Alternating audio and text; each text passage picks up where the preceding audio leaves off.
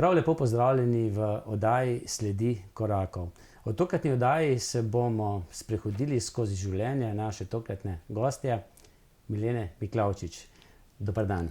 En lep dober dan tebi in seveda vsem, ki naju sedajle gledajo. No, midva se sicer v zasebnem življenju tikava, ne? Ja, verjetno bo tudi meni kdaj tako šlo, da bom nekaj časa vikala, nekaj časa tikala, tako da se to med ljudmi, ki se poznajo, zelo pogosto dogaja.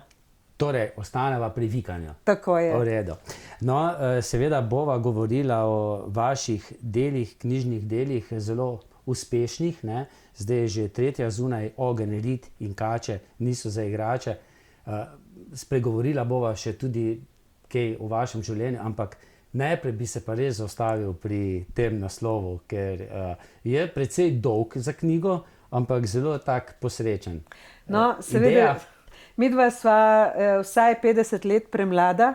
Če bi živela aktivno življenje pred drugo svetovno vojno, bi naju ta besedna zveza Ogenj, rit in kače niso za igrače spremljala na vsakem koraku, kajti to je bil včasih zelo znan in razširjen pregovor. Ko sem potovala po Sloveniji, sem ga našla povsod. Od Koroške do Bele krajine, do Tolminskega, seveda z določenimi narečnimi posebnostmi. Ljudje so ga poznali in zanimivo, ko sem se pogovarjala z gospo Lenko, izseljenko iz Kanade, danes bi bila stara približno 105-106 let, govorili sva po Skypu pri njenih 90 letih. Ona ga je poznala in stresala iz rokave anekdote, ki so ta pregovor spremljale njeno mladost, vse do odhoda čez lužo. No in takrat v tistih časih pa še vedno se ognja vsi bojimo, ne? Ja, zato ker v tem pregovoru se pravzaprav skriva vse tisto, česar se moramo v življenju bati oziroma previdno ravnati. Ogenj je lahko to, kar vidimo, pač ko gori, lahko so tudi človekova čustva. In s čustvi se nimamo kaj igrati. O ritih ne bi govorila, ker vsi poznamo veliko ljudi, ki jim lahko tako rečemo. Kače pa prav tako. So ljudje, ki so strupeni kot kače, ki naredijo veliko hudega kot kače in seveda kakšnega modrasa, ki ga srečaš v gozdu, tudi ni ravno pametno gledati od blizu. No, rit je pa vsaj jaz sem tako razumel, mogoče lahko tudi kakšen spolni organ, se pa tudi ni dobro igrati, sploh v tistih časih, ko kontracepcije ni bilo. In če se boš igral, bo kaj prišlo na svet, ne? No, seveda, ni se dobro igrati niti danes, ker včasih so bile posledice otroci, danes so pa spolne bolezni, tako da če se vprašaš, kaj je huje, jaz bi rekla, da so hujše spolne bolezni otroka. Če ga že ne maraš, če se ga otepaš, ga lahko daš v posvojitev. Če pa te doleti kakšna spolna bolezen, si pa lahko zapečaten za vse življenje. Milena, veliko ste hodili po teh domovih. Takšna splošna ocena. Je bilo takrat v tistih časih več prekinitev nosečnosti kot mogoče danes? Zdaj, jaz kot laik bi dejal, da jih je verjetno zdaj več, kot jih je bilo pa takrat. Takrat so bile verjetno bolj tako kavbojske, ne? Ja, seveda, zdaj je treba te prekinitve nosečnosti je treba razdeliti na več časovnih obdobij. V času pred drugo svetovno vojno jih je bilo pravzaprav zelo malo. To pa zaradi tega, ker je bil takrat v ljudeh ta občutek, da je prekinitev nosečnosti greh, smrtni greh, da je splav nekaj, zaradi česar bo šel kljub spovedi v pekel, je bil tako močno zasidran v ljudeh, da so bile redke ženske, ki so šle delat splav. Seveda, malo znano je, tudi mnogi raziskovalci, zdravniki, s katerimi sem se pogovarjala, pa so bili v tem času, če ne oni, pa mogoče njihovi kolegi aktivni v tem predvojnem času, niso poznali določene preventive. Ženske so že takrat imele tako imenovane kerfije, ki so jih pošiljale njihove prijateljice ali sorodnice iz Amerike, in so mnoge Slovenke zlasti na tem področju osrednje Slovenije, od Ljubljane, Primorska, Cerkniška kotlina do Krasa, kjer je bilo zelo veliko teh izseljencev onstran luže, so to uporabljale in niso vedele, zato ker je bila to globoka skrivnost mnogih žensk. Seveda potem pride druga svetovna vojna, kjer se je dogajalo marsikaj, ker vsaj, če sodim po teh zgodbah, med partizani in seveda njihovimi kolegicami ali pa dekleti, ki so jih srečevali v zaledjih, je se spočel marsikakšen otrok in tudi tem se je pa že pomagalo pri splavu, kajti velikokrat so eksistirali bodoči nesojeni očetje, ker so bili ali poročeni, imeli so tudi nek ugled in ni bilo kar dihtno, so rekli, da bi nekdo, ki je imel določen ugled tudi med borci, imel nezakonskega otroka. No in potem se začne to obdobje po drugi svetovni vojni, ko se je pa kar naenkrat tudi to intimno življenje zelo sprostilo. To pa predvsem zaradi tega, ker so šle ženske v službo in so imele svoj denar. In imeti svoj denar je takrat za žensko pomenilo nekaj, kar mi danes zelo težko razumemo. To pa je osebna intimna svoboda. In po drugi svetovni vojni se je začelo tisto obdobje, ko lahko rečemo, da za medsebojne odnose ne bo nikoli več tako, kot je bilo prej. Kajti s tem, ko je imela ženska svoj denar, je lahko tudi zavrnila marsikakšnega moškega, ki ni bil všeč, ko njena babica ali mama se je morala poročiti z njim, če so ji tako določili. In ženske so bile veliko bolj svobodne, čeprav gledano z današnjimi očmi so bile gromozansko tradicionalne, pa vendar v primerjavi s svojimi prednicami veliko bolj svobodnih misli. In tudi moji sogovorniki, ko smo snemali film o prvi knjigi, so bili pač rojeni tam okoli leta 20, so rekli, da toliko in toliko krat, kot takrat, ko so ženske po drugi svetovni vojni imele svojo priložnost, da so lahko same šle kamorkoli, da so bili sindikalni izleti, da so ženske tudi malo preveč popile. Se veste, tisti pregovor baba pjana, rit prodana, je bil takrat zelo cenjen in tudi zelo upoštevan. In moški so rekli, da nikoli niso toliko in tokrat, še enkrat ponovim, kot takrat, ko se je ženska sprostila. Splavi so bili dovoljeni šele tam okoli leta 56, vendar jih ginekologi in zdravniki niso želeli delati. In poznam veliko zgodb, ko so bili nekako prisiljeni, da so pa vseeno opravili kakšen splav. Najraje so ga delali pri tako imenovanem živem telesu, to pomeni brez narkoze, ker so s tem žensko tudi kaznovali in bili so do njih zelo arogantni, zelo nasramni, zelo so jih poniževali. In veliko žensk, zlasti premožnejših, je hodilo na splav v Zagreb, to pomeni v neka bolj oddaljene kraje, da se v domačem kraju za to ni izvedelo. In zgodbe iz tega obdobja so zelo pretresljive, ker verjetno posledice vsake ženske, ki se odloči za splav, verjetno zelo huda, ne? Danes je zelo drugače. Je zelo drugače. Danes je zelo drugače, takrat je bila pa še ta vest, ki jo imamo zelo živa, zelo prisotna. Danes, jaz se upam reči, da danes te vesti pri marsikateri ženski, da je nekako zakrnela, da je ni več. A ne, ker danes je tudi splav pri marsikateri, ki ve do časa, gre samo ali na injekcijo in tako naprej, da sploh nima tistega občutka, da je šla delati splav. Danes je tudi kontracepcija in to so popolnoma drugi pogledi na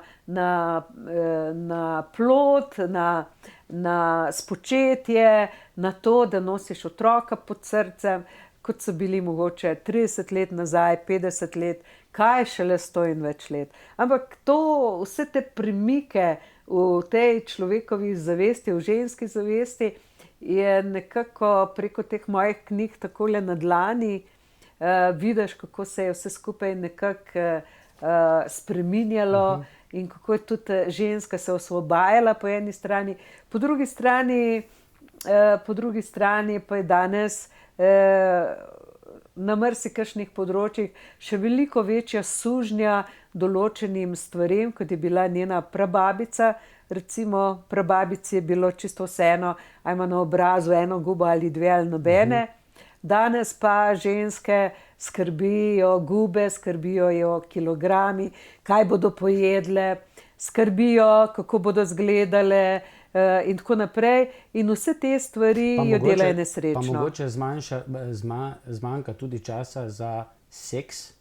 Ja. Zdaj, če jaz se spomnim nazaj, recimo v kakšni filmi, ko smo se moški pogovarjali, dobro, jaz nisem glih prednjačil pri tem, 3-krat na dan, 4-krat na dan, ne vem, zdaj bolj vidim, da se pogovarjajo, ne vem, kdo je lepši selfie naredil pri tem. Ja. Ja, veste, se ne toliko o spolnosti se mi zdi, ali pa bolj površno, tako. Danes je spolnost postala šport. Jaz ne vem točno, kdaj se je naredil ta premik, ker še 10, 15, 20 let nazaj se je tudi preko teh medijev, preko teh ženskih revij govorilo o spolnosti v povezavi z ljubeznijo. Je bila ljubezen še zmeraj na prvem mestu, potem je sledila spolnost. Danes pa je postala spolnost ene vrste športna rekreacija in tudi za spolnost nimamo nobenih večjih predsodkov.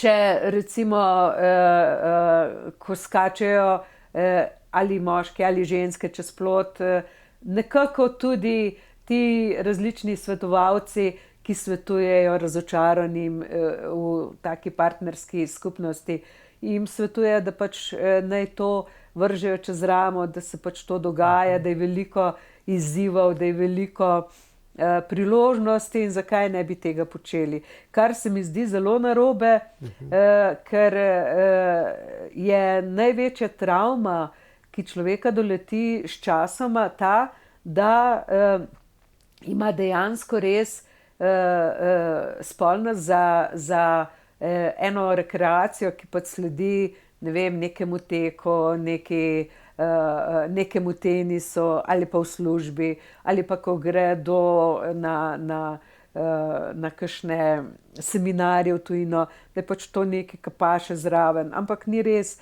ker to pusti določene posledice in ko bi zaradi teh posledic trpeli samo odrasli, v redu, pač trpijo nekaj časa, dobijo drugega in gre.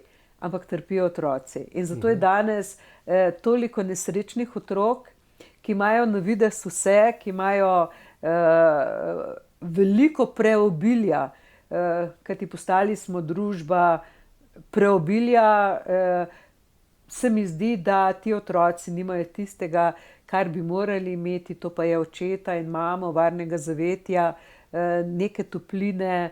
Empatijo. Tega pa enostavno ni več.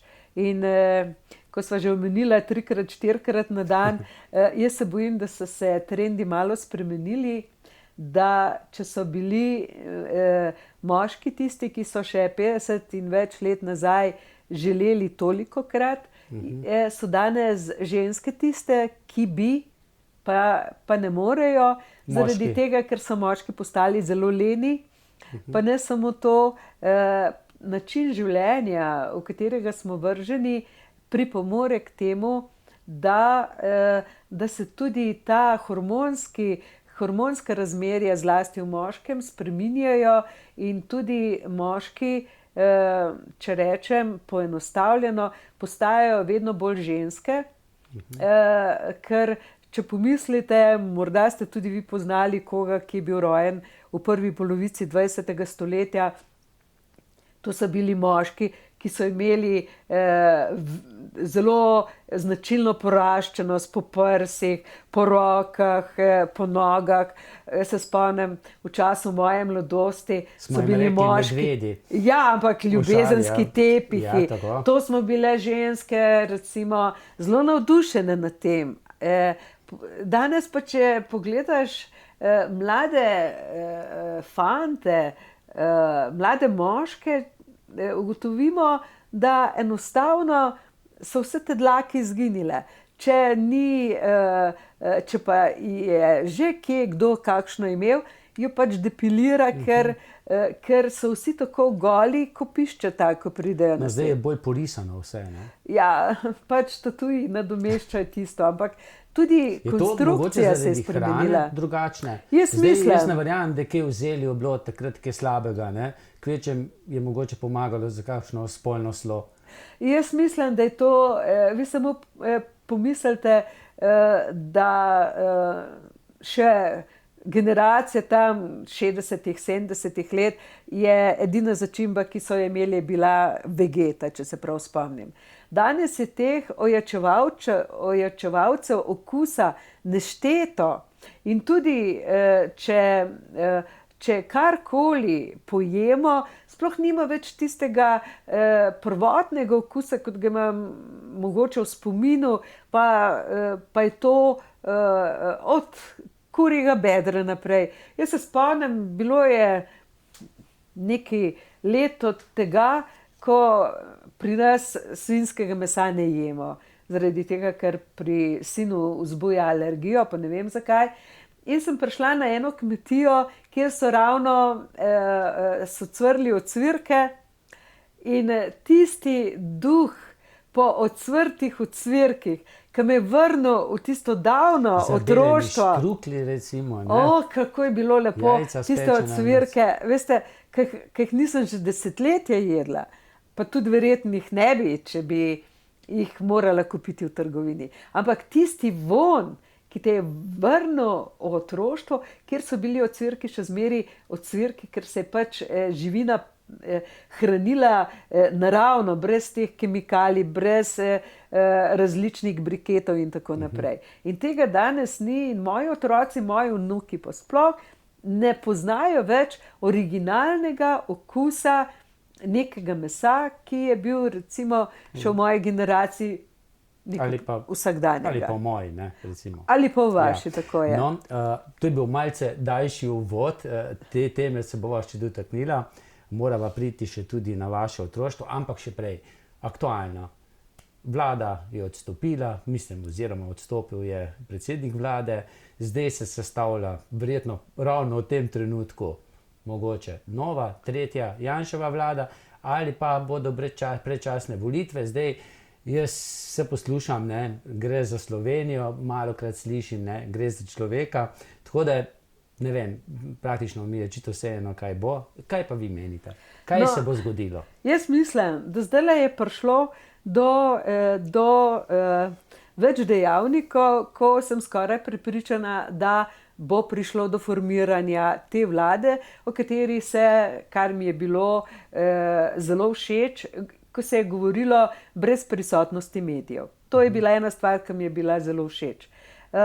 Koronavirus bo zelo pospešil, da se bo ta vlada sestavila, to pa zaradi tega, ker je to koronavirus je sedaj ena grozeča nevarnost, ki v tem brezvladju, ki sedaj le vlada v Sloveniji, povzroča eno tesnobo, en strah in ljudje čutijo in potrebujejo nekoga, ki bo naredil red. Ker ste videli, vsi vlada v odhajanju je včeraj prišla vsa nasmejana, lepa,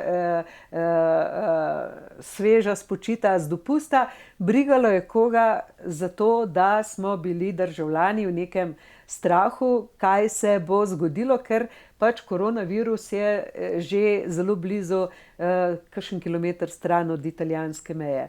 To je ena stvar. Druga stvar je ta, da si jaz osebno zelo želim, da se politiki spravijo v red in začnejo dejansko res se med seboj pogovarjati. Nemogoče je vsaj za časom našega življenja, da bi bila v Sloveniji samo enopartijska vlada. To se pravi samo vlada iz enako mislečih, ker imamo še zmeri, Slovenci smo pač eni takšni, eni smo pa drugačni. Če rečem v jeziku Goluboviča, poslanca, ki je zadnjič rekel Tarči, eni so normalni, drugi so nenormalni. Ali pa nekdo je pač rekel, bivši predsednik je pač rekel, eni so prvorazredni, drugi so drugorazredni. Žal smo v tej državi eni in drugi. In prav je, da se ti politiki, toliko pa upam, da imajo za seboj že kilometrine, da se začnejo zavedati, da je treba sodelovati, se pogovarjati in dogovarjati, kajti, če tega ne bodo počeli, kaj se bo zgodilo s starejšimi, kaj se bo zgodilo z zdravstvom. To sta dve zelo, zelo pereči temi, ki sta za mene pomembnejši kot drugi tir, kot karavanški predor in še marsikaj drugega.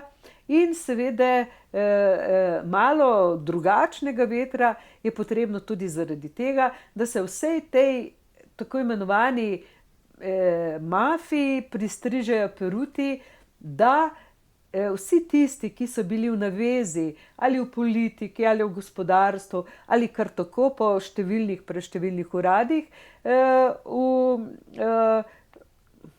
vseh teh, ki so tvorili nekako to bazo, politično bazo, zadnjih nekaj vlad, da se to prevetri, da enostavno tega ni več, kajti življenje prav zaradi tega ozadja, ki si je delilo provizije, je še toliko dražje in še toliko manj perspektivno za mlade, ki še zmeraj odhajajo. Veste, samo to še povem, da tisti, ki bo uspel obdržati te mlade, perspektivne, izobražene, ampak ne izobražene v tem smislu, da so pač prebrali ene politične manifeste, ampak izobraženi z eno širino, z eno čustveno inteligenco, z enim razumevanjem, z eno empatijo tudi do drugačnega. Če bo nekomu to uspelo, potem se mi zdi, da se bo vrnilo v Slovenijo življenje. Kajti veste, če mladi odhajajo, to je enako, kot če ti prerežeš žilo in ti kri odteka. Ker ko mladi odidejo, kaj ti potem ostane? Stari ljudje, ki pač obujajo spomine na tiste čase spred 70-80 let, to pa ni smisla. Stari ljudje, ki pa nimajo skoraj da pri nas že kam iti, ne? Ja, seveda. Oziroma ali pa denarja nimajo. Tudi vzroki za to so različni, veste, ker mi premalo razmišljamo na starost ali pa skozi premalo poslušamo zgodbe. In meni se je velikokrat zgodilo, ko sem se srečevala s temi starejšimi ljudmi, ki so mi pripovedovali o svojem življenju in so dejansko res v tretjem obdobju svojega življenja zelo težko živeli. In včasih sem prav naivno postavila vprašanje, zakaj pa ne prodate te velike, ogromne hiše s 3 nadstropji ali pa kupite nekaj manjšega, se preselite v dvosobno stanovanje in vam še dovolj denarja ostane, da lahko do smrti in še par 10 let čez živite kraljevsko. Ne, to pa ne. To pa ne. To pa ne. Vidite, tudi tukaj so določene rezerve, o katerih bi se morali začeti pogovarjati, kajti nepremičnina ni nekaj, kar bomo odnesli seboj v peka ali v nebesa. To je nekaj, kar smo za časa življenja zgradili, omogočili lepše življenje, da bolj udobno. In recimo midva z možem sva en tak vzorčni primer, ko so najini otroci odrasli, nisva imela denarja, da bi vsakemu pomagala do stanovanja in sva v tej hiši, ki sva jo zgradila sama, so se preselila v kletne prostore, imava dovolj, sicer veliko manj kot prej. Pa še stopnicni. Hčerka ima eno nadstropje, sin ima pod celo mansardo in smo vsi trije zadovoljni. Midva z možem, ker nisva sama, oni, ker ima pazva na otroke, ker je skuham, ker skrbim za njihove družine v času, ko so v službi in nimajo tiste živčnosti, nervoze, kaj bo, a pridem pravočasno po otroke v vrtec ali ne pridem.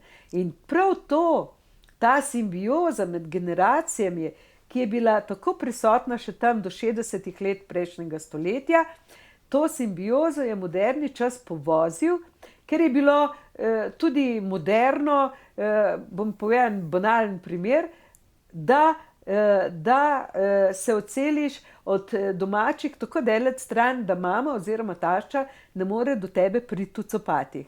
To je zelo zmotno, veste. Zmotno je pa tudi to, da so starši zaljubljeni v to svojo nepremičnino, v njej vztrajali obremenjeni s številnimi stroški, namesto da bi sledili korakom, kot so jih storila z možem.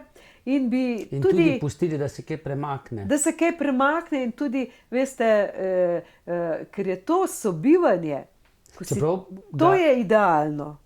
Milena, ga kar ni opaziti zelo veliko. Zelo veliko je res praznih hiš, oziroma da starši na starost potem ostanejo sami v hiši, veliki hiši, tudi za sabo je veliko takih hiš, otroci pa v bloku, recimo. Otroci pa gredo od doma in potem pride do teh zamer, veste. In pride do teh zamer, ko starši, ki se krčevito oklepajo te nepremičnine, ne dovolijo sebi in otrokom v teh medsebojnih odnosih dihati.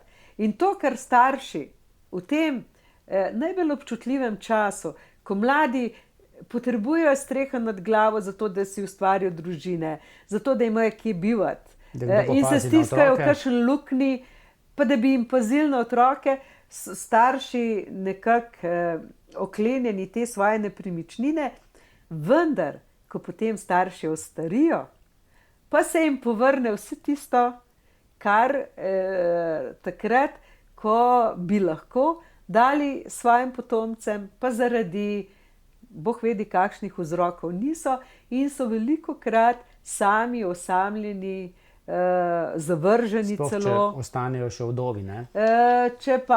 Sploh, ko v Sloveniji je, sami dobro vemo, koliko nas je, ki imamo zelo nizke pokojnine in koliko jih bo, ki bodo imeli še nižje. Je zelo hudo, ne? To je zelo hudo. Če pa ti živi skupaj, pri nas si delimo skupaj vse stroške in tisti delež, ki odpade na družino, seveda. Ja, no, to je dobro, ne? In zmeri se je treba v takih stvareh pogovarjati. No, v kakšni družini ste vi odraščali? Ste se v veliki družini, ste se pogovarjali doma, ata, mama? No, v glavnem, jaz sem odraščala v taki družini, da vsak dan, ko se zbudim, rečem, ne bodi kot mama. In pri nas doma je bilo čisto drugačno ozračje in ni bilo tistega, kar zlasti... Kaj je bila mama šefica, ni bila ljubeča toliko? Ni bila samo šefica, bila je, bom rekla, zelo taka močna ženska, ni dovolila ogovarjanja. Roma vode bi dejal moškinja? Ja, po značaju, ja. Čeprav je bila zelo lepa ženska, v prvi knjigi je na naslovnici, je izjemno lepa ženska, bila, jaz sem to lepoto v narekovajih podedovala bolj po očetu. Ja, pa tudi mame, no. Ona je bila res zelo lepa in te dni sem iskala podatke o mojih prednikih in sem naletela na fotografijo tete Rozi, ki je živela v Trstu. Tudi zelo izjemno lepa ženska, tudi stric Friderik je bil lep moški, tudi stric Jože Lazar, ki je bil rudar v Zagorju, tudi zelo lep postaven moški. Tako da so po tej zunanjosti so bili zelo lepega videza, niso pa imeli enega zadovoljnega, srečnega življenja, zato ker je otrokom iz prvega gnezda je umrla mama, ko so bili še čisto majhni. Oče, ded Luka, ni bil sposoben 12 otrok porihtati, kar je logično, kdo pa bi v tistem času. In potem je pripeljal novo ženo, mačeho, ki pa je bila do prvih otrok zelo dobra, ampak je bila... A ta prvi otrok je bila tudi vaša mama? Moja mama je bila drugi otrok. Je bila potem drugi. Ampak je bil ded je bil verjetno, vsaj tako mislim, kot oče, je bil zelo težaven, vendar meni je bil izjemno zanimiv kot oseba, o kateri se je in se še zmeri v žireh govori, o njem kroži nešteto anekdot. Lepih? Zanimivih. Zanimivih. On je bil recimo tip moškega, ki je imel spolno za svojo pravico. Kot večina moških v tistem času. In ker je bila druga žena, je bila že precej v letih, ko sta se poročila in se je bala, da bi na porodu umrla, tudi ona. No in mu je večkrat rekla ne. On pa je imel en tak pesniški način izražanja, ker je zanimivo. Po eni strani je imel spolno za svojo pravico in ni razmišljal, da če gre drugam, da bi bilo to grešno. Ne, če doma ni, mora iti drugam. Ni pa nikoli uporabljal grdih prostaških besed. Glede, je babica to vedela? Ja, seveda, še všeč je bilo, da je imela mir. In ko je šel k drugi ženski, je rekel, jaz imam pa doma gorko peč, pa gor ne smem. A ne, to je pomenil, imam ženo, ampak reče ne. Ampak bil je pravičen in je vedel, da nobena stvar ni zastonj. In tudi to ne. In je zmeraj imel s seboj, ker on je fural les od Žirov pa do Kranjske gore in je imel zmeraj od zadaj na vozu imel eno gajbo krompirja pa eno škundro krompirja. To se pravi, škundra krompirja je bila za tisto žensko, ki je dvignila krila in mu pokazala pač to med koleni pa med prsmi. Tista, ki je pa si prislužila gajbo krompirja, je pa potrpela tistih 3 ali 5 minut, dokler se je pomudil na njej, si zapel hlače in odšel naprej. Ker to je bilo pač moškim včasih, ki je bilo to kratkotrajno. Potem pa verjamem, da je kaj anekdot, ne? Ja, anekdot je zelo velik, recimo. Je tudi kdaj kdo zasačil? Ne v tej, ker to včasih, veste, to ni bil včasih, ne vem, kakšen greh, ne? To so moški velikrat delali, ženske so bile pravzaprav zadovoljne, da so jim dali možakarji doma mir. Bila je tudi, so mi pripovedovali, da je bil že precej starejši, to se pravi, da je bil star že blizu 80 let, ko je bil neki bolan in je šel v bolnico, no se pol je prišel domov, je kmalu umrl, ker je bil alergičen na penicilin in je dobil injekcijo, ki je ne bi smel. No in ko je bila vizita, je primarij zjutraj dvignil njegovo odejo in rekel, no, zdaj si pa oglejte, kako je, če živi zdravo življenje na kmetih. In potem je mojega deda menda vprašal, kokrat še na dan. Je rekel Belšvok, do 75 sem lahko še 3-krat, zdaj pa komi enkrat. A ne, pa je bil star že blizu 80 let. Ne.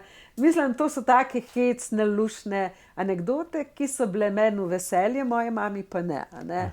Ker je pač bilo verjetno njej kot otroku ob takem očetu.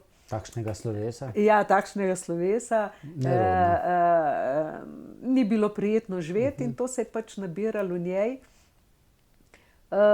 In zato je bila tudi do nas 3 sester veliko bolj stroga. Si je oče mimogrede želel tudi sina? To pa ne vem. Ne, nismo nikoli o tem govorili. Bi bil kar zadovoljen s 3 puncem, ne? Ja, kaj se mu drugega ni ostalo, saj mama njega porihtala tako kot nas, ne. Je bila ona. Ja, ona je bila tista, ko je imela vse vajeti v roke. Kdo pa je dal več te ljubezni, oče potem? Jaz mislim, da nobeden. Nobeden. Smo brez, ker so bili to časi, ko... Ste se pa otroci toliko, sestre toliko bolj? Tudi ne, ker to, smo bile tudi sestre, smo si precej različne med seboj. Ker je to danes zelo težko razlagati, ker tudi to pomanjkanje te topline pa te ljubezni, ki je doma ni bilo, je mene napeljalo k temu, da sem začela poslušati zgodbe drugih, da sem videla, če tudi drugi težko živijo. Pa ste potem videli, da... Ja, in sem ugotovila, da je še huje. Slabše, ne? Ja. Da so še posilstva, pa še kaj drugega. Ja, in je bilo težko, dokler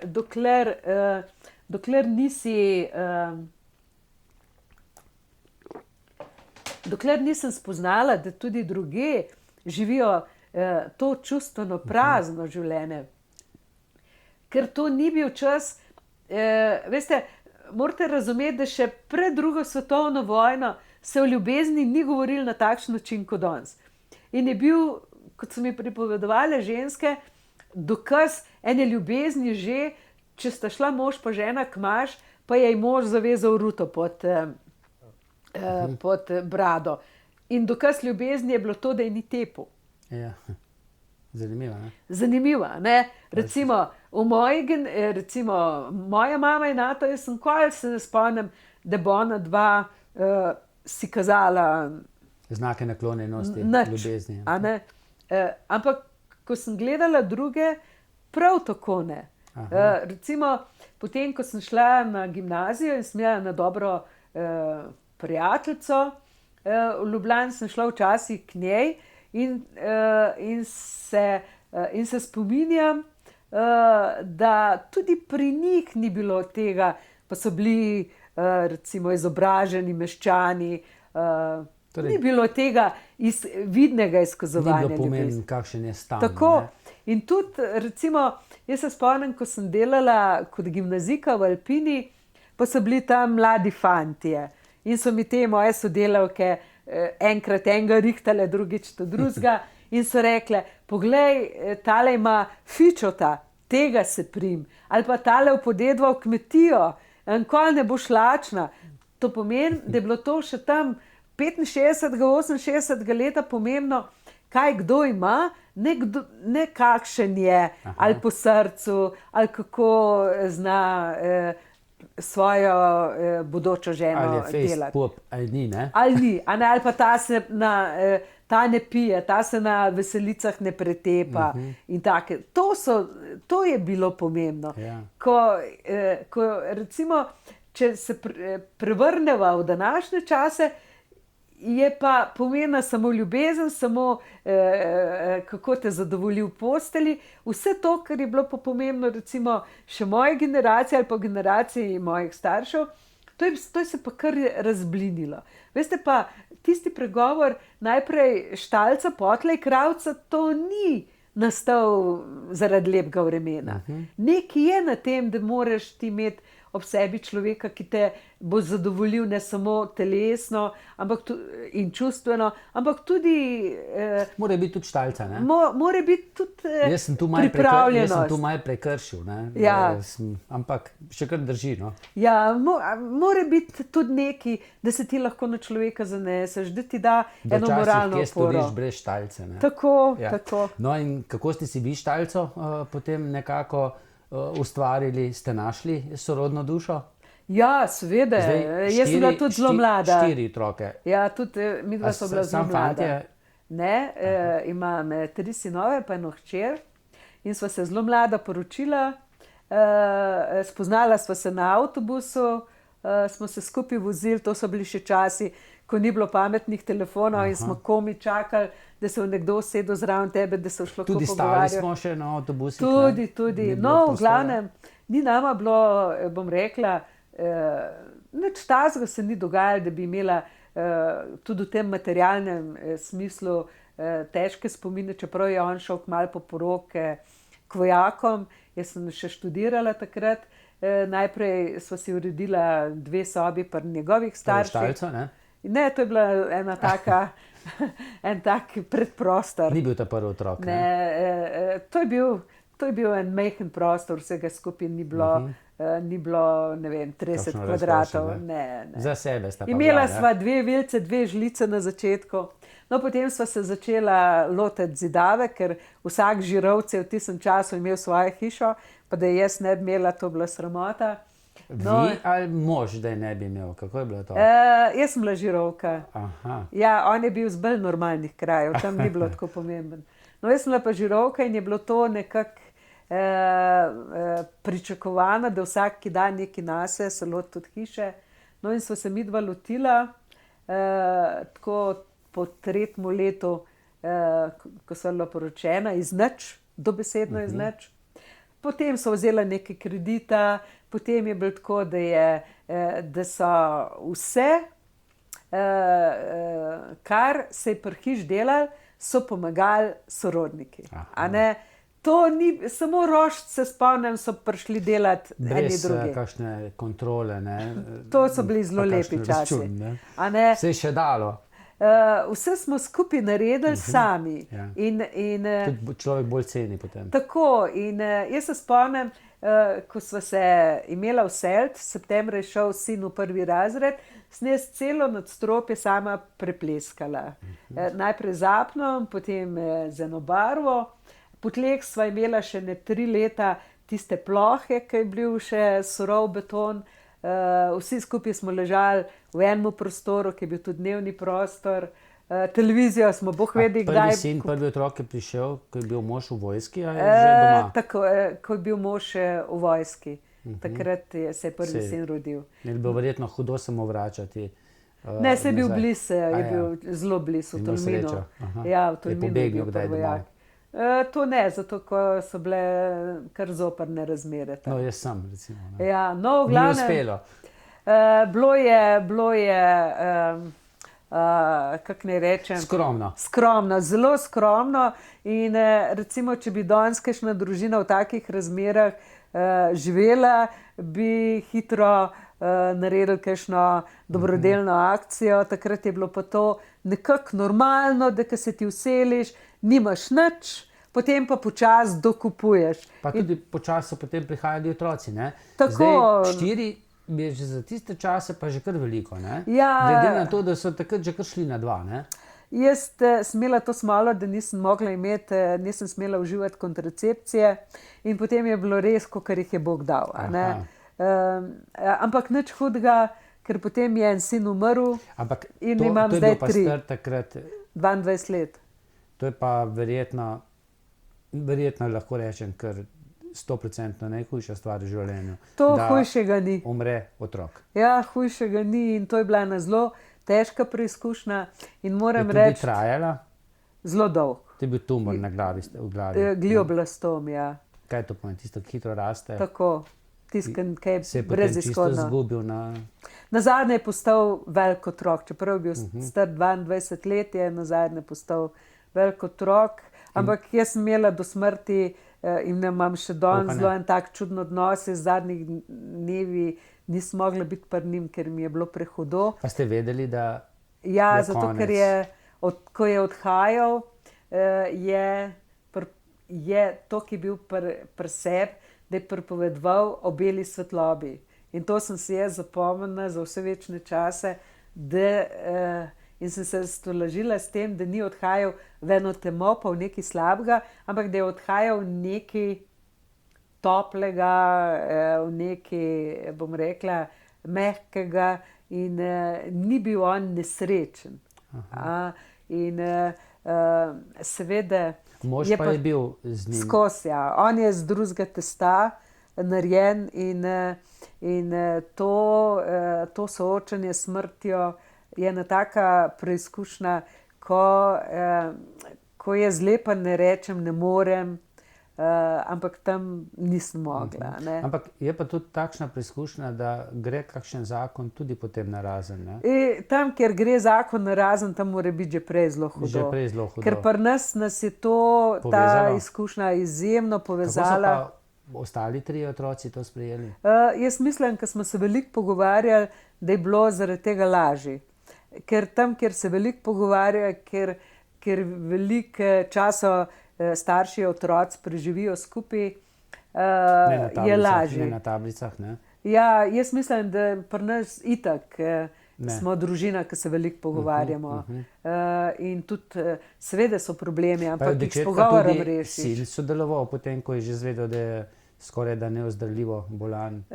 On je bil, recimo on je zbolel septembra, to se pravi naslednje leto je bil tam februarja, je postajal že tako odsoten, da ni vedel. Ne bom pa nikoli pozabila, ker je bil že tak na tej poti, da postaja, ker je pač spomin ga zapuščal.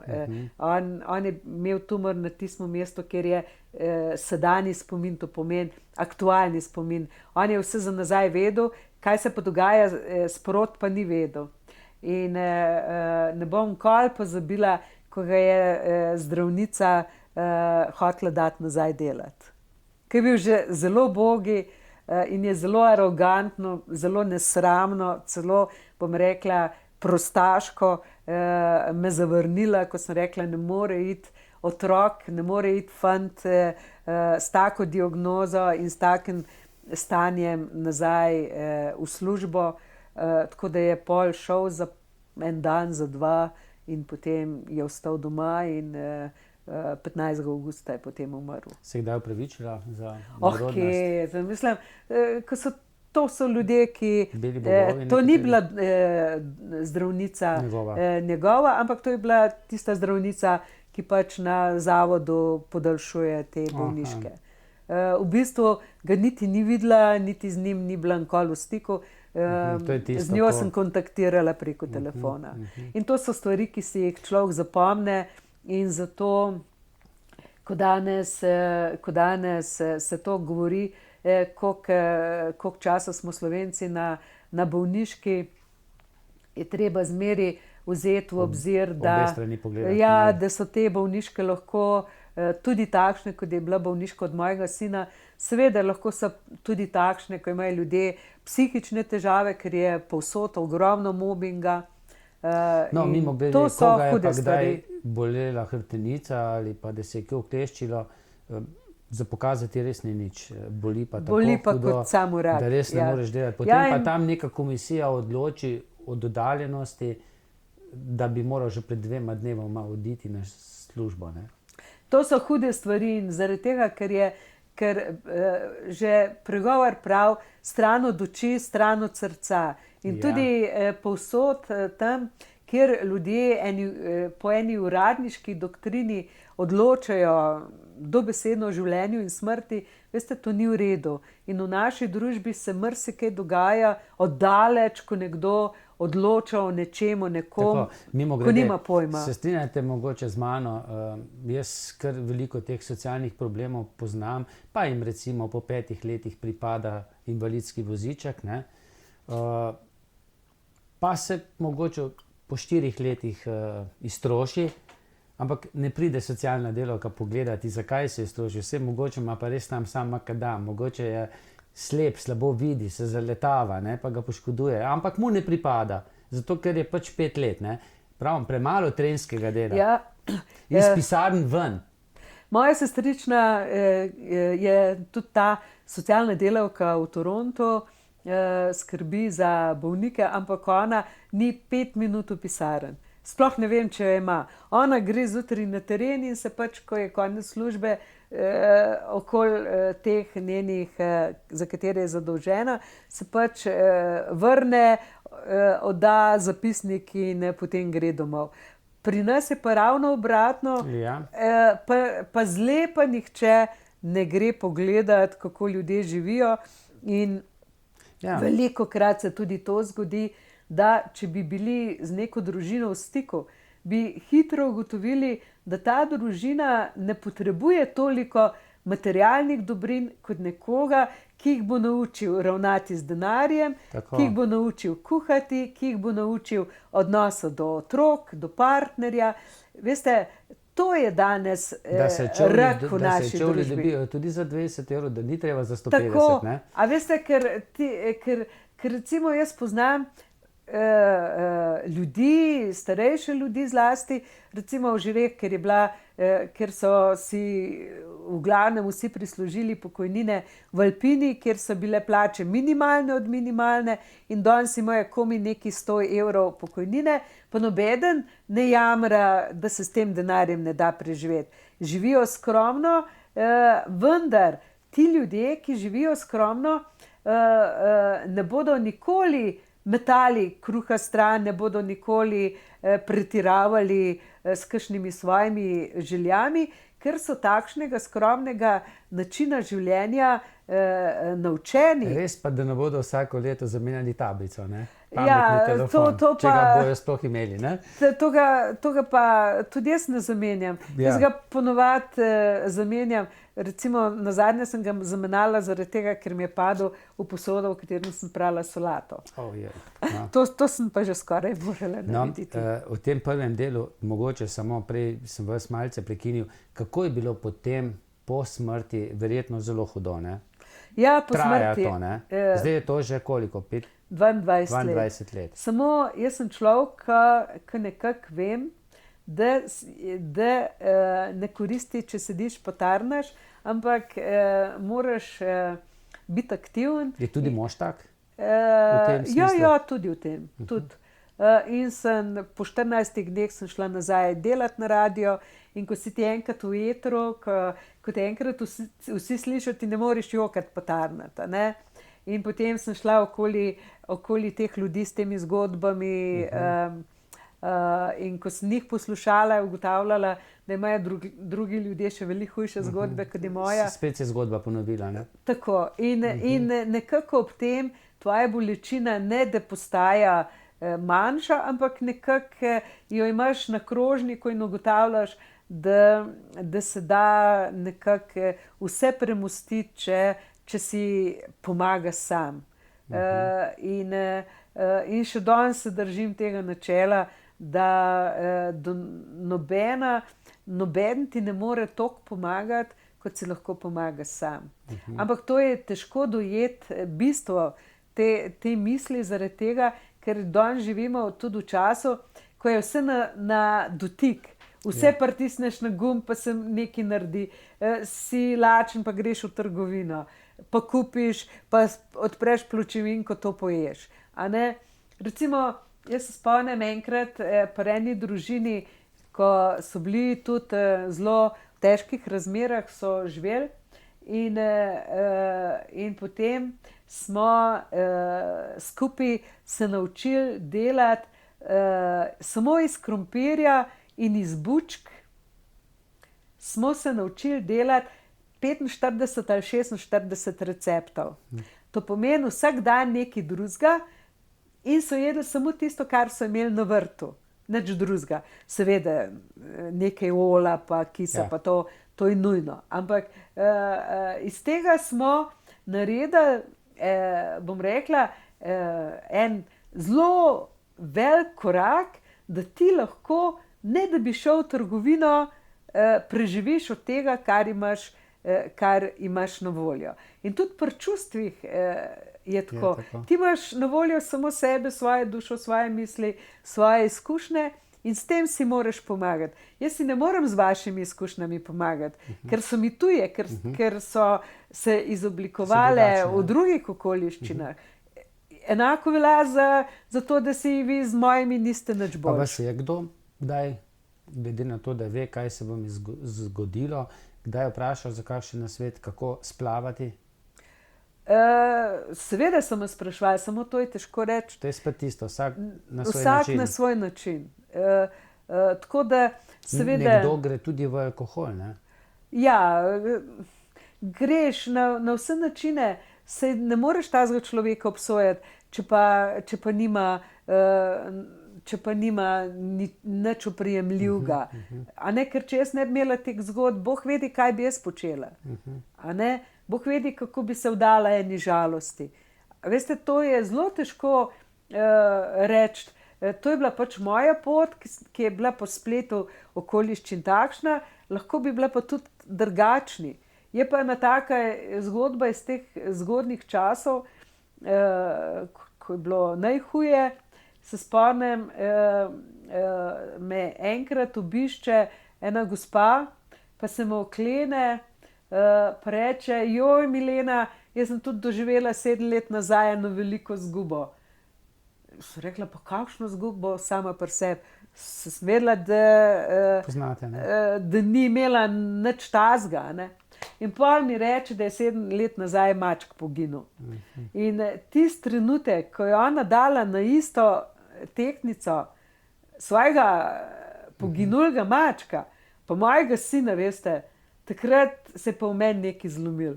Takrat pa nisem imela potis nobenega večjega sočutja do ljudi, ki so pripravljeni nekako poosebiti svojo žival in jo primerjati z enim človeškim bitjem. In sem velikokrat zelo ostra.